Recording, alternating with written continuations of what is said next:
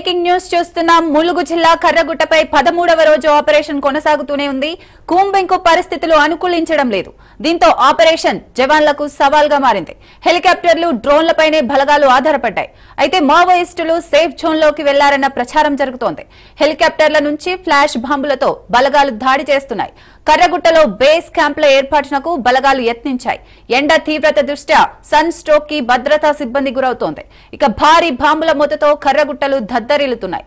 మరోవైపు ఆపరేషన్ ఖగా నిలిపివేయాలంటూ ప్రజా సంఘాలు డిమాండ్ చేస్తున్నాయి.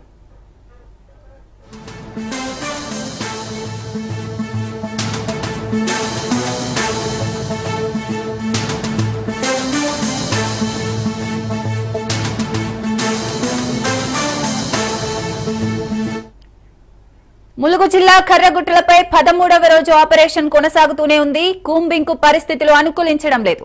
దీంతో ఆపరేషన్ జవాన్లకు సవాల్గా మారింది. హెలికాప్టర్లు, డ్రోన్లపైనే బలగాలు ఆధారపడ్డాయి.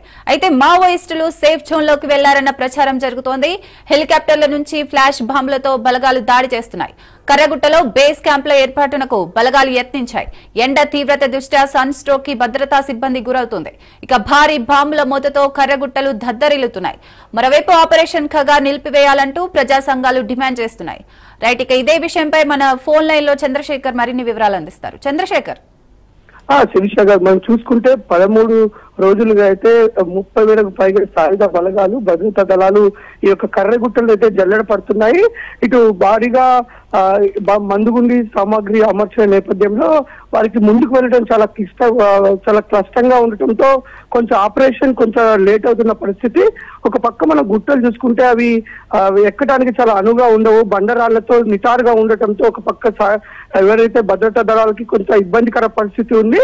అయినప్పటికీ ఒక పక్క డ్రోన్లు, ఇటు హెలికాప్టర్ల సాయంతో మొత్తం సెర్చ్ చేసుకుంటూ ముందుకు మెల్లిమెల్లిగా వెళ్లాల్సిన పరిస్థితి. ఒక పక్క బాంబు స్క్వాడ్, ఇటు డాగ్ స్క్వాడ్స్ బృందాలు కూడా ముందుకు వెళ్తూ ఎక్కడికక్కడికి ఆ బాంబులు, ఇటు ఐఈడీలు కానీ ఇటు ప్రెషర్ బాంబ్స్ ని గుర్తించి వాటిని నిర్వీర్యం చేసుకుంటూ ముందుకు వెళ్ళాలి. దానికి తోడు భారీగా ఎండ ఉండటంతో ఒక పక్క 100కు పైగా భద్రతా సిబ్బంది ఇప్పటి వరకు సన్ స్ట్రోక్ కి గురయ్యారు.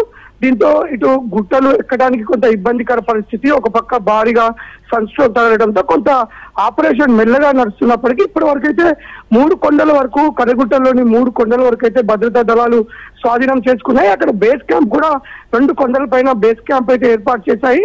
ఇంకా అలుబాక సమీపంలో కూడా ఒక తాత్కాలిక బేస్ క్యాంప్ ని ఏర్పాటు చేశారు. అయితే వారికి ఫిబ్రవరి నెలలో ఎవరైతే మావోయిస్టులు భారీగా కర్రగుట్టల పైన ఉన్నారు అని